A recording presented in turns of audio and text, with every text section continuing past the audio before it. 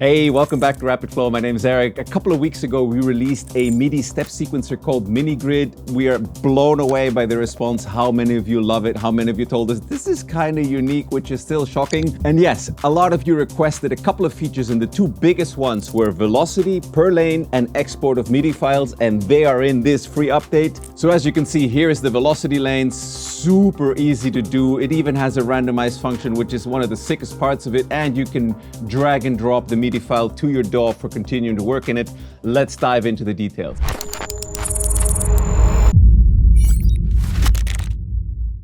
All right, so before we dive in, let me give you a quick listen to what it sounds like in practice.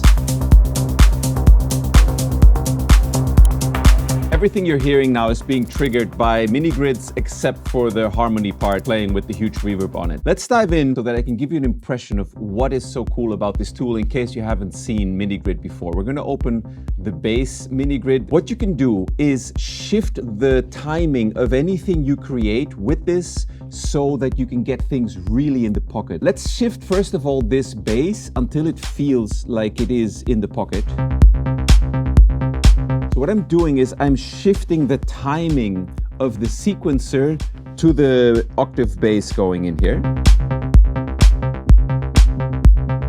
As you can see on screen, we're shifting both of these lanes together. I just mapped it to a controller.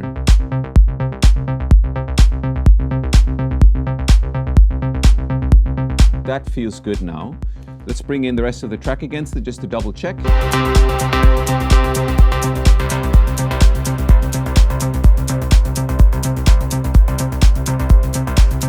Let's go back again to just our bass groove and let me show you how cool it is. I've also mapped the up note of the bass. Check out what's happening here. So it's super fast and easy to try different patterns. You can of course use this as an arpeggiator also. And let's say I want to have that high note, but I want to have it a little bit more decent. Or maybe put a rhythm in it.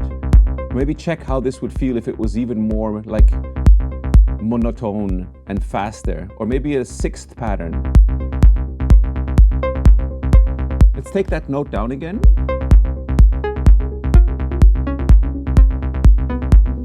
So I think this already gives you a first impression of the things you can do. You can set the step length all the way up to 32. Of course, you can set velocity. And what's super nice about being able to set velocity in this way is that, of course, you can use it specifically also for hi-hats and shakers. This is where it's super powerful. So let me take you over to what this sounds like with hi-hats and shakers, and I'm going to show you the 16th hi-hat MiniGRID. So all of this is just being routed, enabled into any instrument you want. By the way, people were asking about this. This works with DAW plugins, but of course you can send the MIDI out of the DAW, right? You can also use this to sequence hardware instruments. Let me show you one of my favorite features. Have a listen to the 16th hi-hat and let me randomize the velocity. And just take the snare down for a sec so you can hear it better.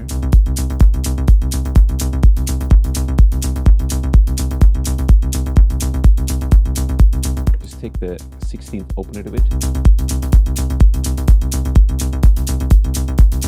Like a super cool way to make groovy hi-hats and shakers that, maybe you wouldn't program with your brain, because I tend to approach things too logically when I'm making music sometimes. So I love this feature of just being able to just listen, what sounds cool, maybe I just need a super short pattern and randomize it until something pops out to me that's funky. So yeah, a lot of possibilities right there. And of course, one of the core things that sets this apart from a lot of sequencers out there, let me show you the shuffle feature. Okay, so right now we're listening to the 16th hi-hat pattern without any shuffle. Now let me add 9x9 inspired shuffle. Shout out to Robert Babic, who let us analyze his machine for this.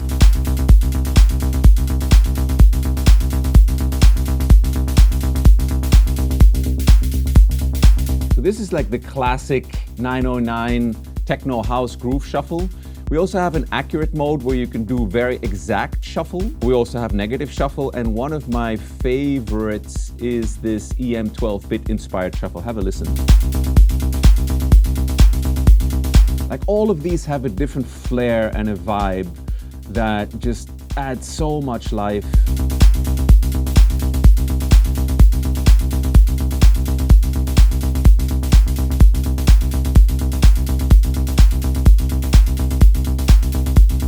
of my favorites is actually this one, which you can see sitting on my desk right here.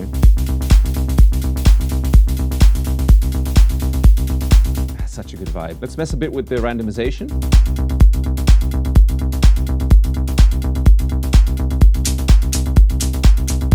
Yeah, so making really cool hi-hats with this is so easy and fun now, and especially intuitive. Like, you can change the note, which will affect how your hi-hat is sounding, of course. Of course, you can change the timing. Let's do that quickly to give you a good feeling of like, okay, what does this do with my timing? I'm just gonna open this to remove that factor. I'm gonna use a slightly less intense shuffle. Let's check the timing.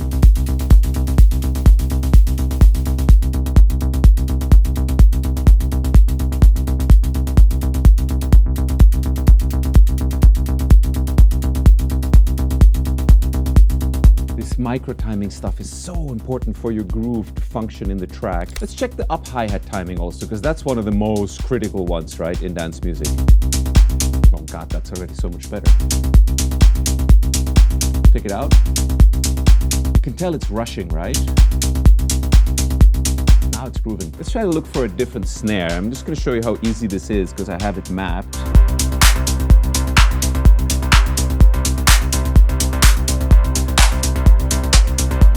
Ooh, I kind of like that. Let's check the snare timing, shall we?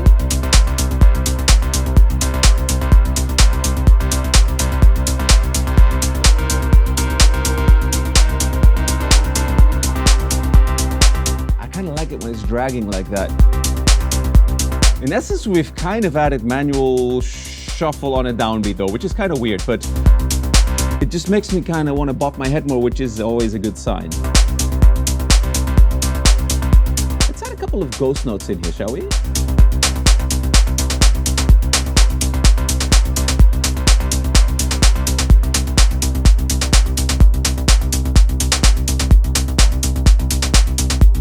I need to set this snare sound to respond more closely to velocity. Where is he? So as you can see, I'm just triggering this from an Ableton rack.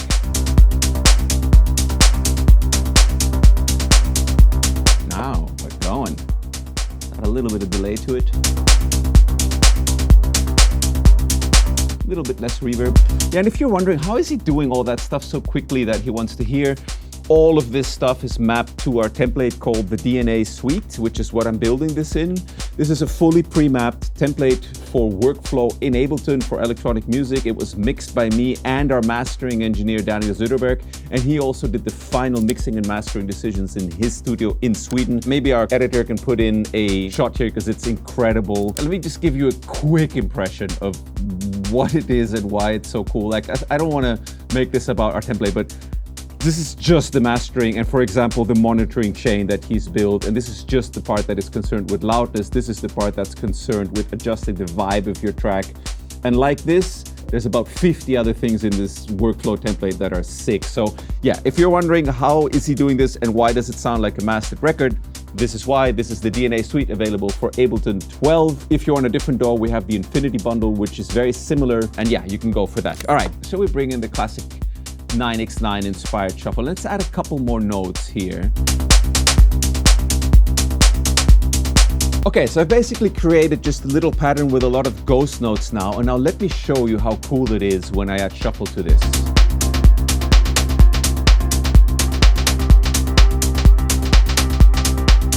And yeah, I can experiment with different shuffle patterns. I want to go to the Berlin Bear shuffle pattern.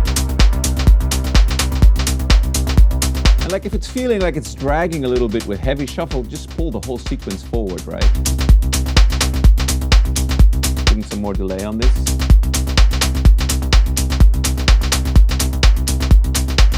Yes. So now you've seen how it works, what is cool about it. Let me show you the final thing that we implemented now, which is drag and drop to just take your MIDI. Okay, so I've brought in the MIDI to this track. It's not playing because my monitor in was locked to MiniGRID, but now let's start it. There it is, exactly how you programmed it, and now you could go to town on this and do further tweaks or whatever. Look at how sick this micro timing is.